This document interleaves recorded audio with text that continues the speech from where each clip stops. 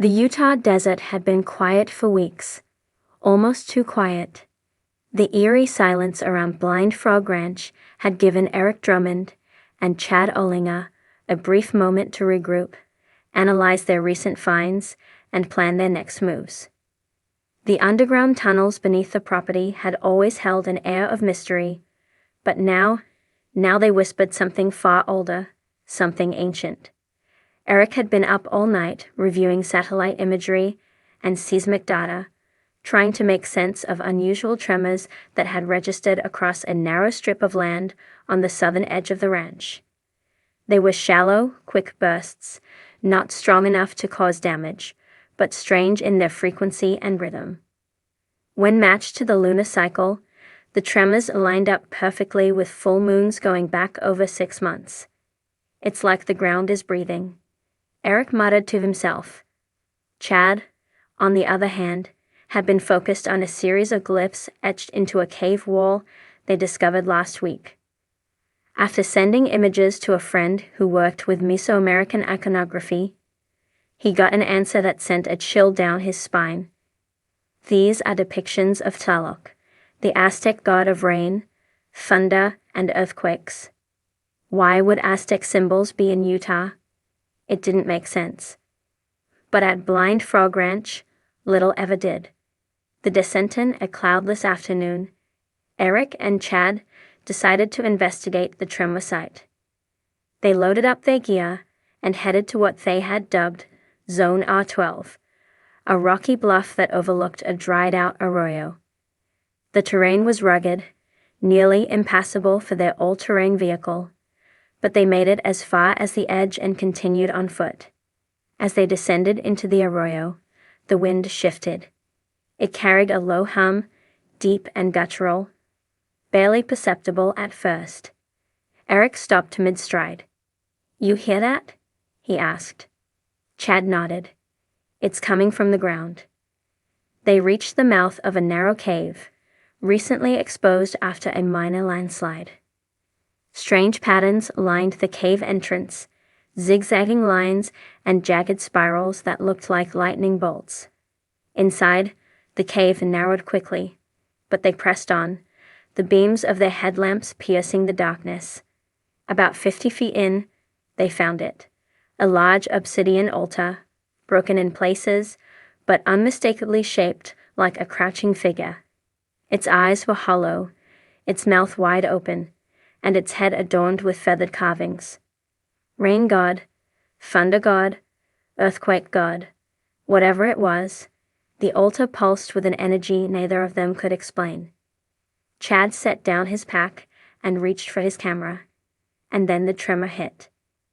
The shaking earth started as a faint vibration beneath their boots, then escalated rapidly. The entire cave shook violently. Small rocks tumbled from above as dust rained down. "Out here? Now," Eric shouted. They turned and ran. Chad's shoulder slammed into a wall, nearly knocking him off balance. Eric grabbed his arm and pulled him forward. The entrance was only a dozen feet away when a boulder the size of a truck tire crashed down, sealing part of the tunnel behind them. They stumbled out into the light, coughing, covered in debris. But the tremor didn't stop. It rolled across the arroyo like a wave, deep and thunderous. And then, it was over. Silence returned as quickly as it had been shattered. They stared at each other, wide-eyed and breathless. "You good?" Eric asked. Chad nodded, swallowing hard. "What the hell was that?" Eric looked back at the sealed cave. "If that was just a tremor, I'm a dancing chicken." Legends that live back at base camp, the crew gathered around the video footage and seismograph readouts. The quake had a bizarre signature, sharp, rhythmic bursts, evenly spaced like a drumbeat. And then something else. Just before the quake began, an unexplained electromagnetic spike had surged through the soil. Jamie, the team's geologist, leaned in. "This isn't natural. Not in this pattern. I've seen quarry blasts that are more organic." "Could it be man-made?" asked Dwayne, Chad's father. Unless someone buried a sonic weapon under your ranch. Jamie replied, This is something we've never seen before. Chad, still shaken, placed a printed image of the cave altar on the table. We're missing something. We've been thinking in terms of gold, tunnels, treasure, but what if we're dealing with something spiritual? Religious? Eric added, Tlaloc wasn't just a god of rain. The Aztecs believed he lived underground, in caves and mountain springs. They also believed he caused earthquakes when he was angry. Duane raised a skeptical brow. You saying a thunder god almost crushed my son? No, Chad said quietly. I'm saying maybe we woke him up. Digging into the past determined to get answers, they brought in Dr. Leticia Alvarez, a Mesoamerican historian from the University of Arizona. She studied the footage, photos, and seismic data for hours before finally speaking. This isn't just Tlaloc, she explained. That altar, the feathered crown, that's Quetzalcoatl, the feathered serpent, god of wind and knowledge. But the open mouth, that's classic Tlaloc iconography. Eric frowned. So, a combo god? In a way. There are regional variations. It's possible that a sect of Aztecs, or even a breakaway group, migrated north and developed their own syncretic belief system. The feathered serpent and the thunder god, sky and storm, wind and rain. Elements that control survival. Duane shook his head. So what the hell is that cave? A temple? More like a shrine, she replied. And shrines are often built to contain something. Or appease it. Chad leaned forward. Appease it how? Dr. Alvarez didn't answer right away. Through ritual, offerings, sometimes human. Return to the shrine against better judgment, but driven by their desire to uncover the truth. Eric and Chad planned a return trip to the now partially collapsed cave. This time, they brought thermal imaging, ground-penetrating radar, and a drone rigged with lights and a camera. The team cleared the cave entrance as best they could. The tremor had sealed the main chamber, but a narrow side tunnel seemed to lead around it. The drone buzzed ahead, beaming back live footage. What they saw stunned them. Behind the cave wall, about 30 feet in, lay a chamber unlike any they'd seen.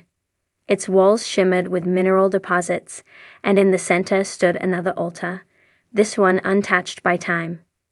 But what caught their attention was the mural behind it. A massive painting of a godlike figure cloaked in swirling clouds, lightning in one hand, a serpent in the other, eyes glowing a vivid blue-green. Surrounding him were smaller figures, humans, perhaps, kneeling in reverence or fear. And at the bottom of the mural, in jagged Aztec script, was a chilling phrase. When thunder cries, the serpent rises. Just then, the drone's feed crackled. The earth shook again. A narrow escaparic turned to Chad. We need to move now. But before they could retreat, the tunnel ceiling cracked. The drone's lights flickered and died. The air filled with dust and a strange electric charge. Their hair stood on end. Suddenly, a deafening boom echoed through the cave. A sound that wasn't rockful. It sounded like a roar. They bolted. As the tunnel trembled around them, they barely made it to the entrance. The rocks collapsed behind them in a final thunderous groan. Once again, the earth silenced itself, calm, as if nothing had happened. Echoes of the past back at camp, the team was divided. Was it geological instability? Or something else? Eric watched the slow playback of the drone footage. His eyes locked on the glowing eyes in the mural. Not painted, not reflected, glowing. Chad sat beside him, his voice low. Do you believe it? The thunder god? Eric paused. I believe something ancient is buried beneath this land. something people once worshipped or feared, enough to build a shrine for. The stillness of the Utah high desert was shattered by a tremor so sudden, so violent, it felt as though the very earth had a pulse. Eric Drummond stood frozen for half a second on the rocky slope near the southern perimeter of Blind Frog Ranch. His boots were dusted in red clay, his hands gripping the handle of a seismograph that had just spiked off the charts. "Chad?" he shouted over his shoulder. Chad Olinger, a few yards behind and halfway inside a narrow crevice, scrambled back out, his eyes wide. "Tell me that wasn't another aftershock." Eric shook his head slowly. "That wasn't like the last ones. That felt wrong." They both turned toward the jagged cliff face where they had just discovered something bizarre, carvings. Not petroglyphs like the Ute or Paiute tribes left behind, but far older and disturbingly unfamiliar. The engravings showed a towering humanoid figure with wide, circular eyes, jagged teeth, and bolts carved into its hands, stylized lightning. Around it, tiny figures bowed or scattered, and above it were concentric spirals, symbolizing storm clouds. Eric had seen plenty of cave art before, but this was Aztec. Here, in Utah. And it seemed the storm god wasn't just etched into the stone, he was still listening.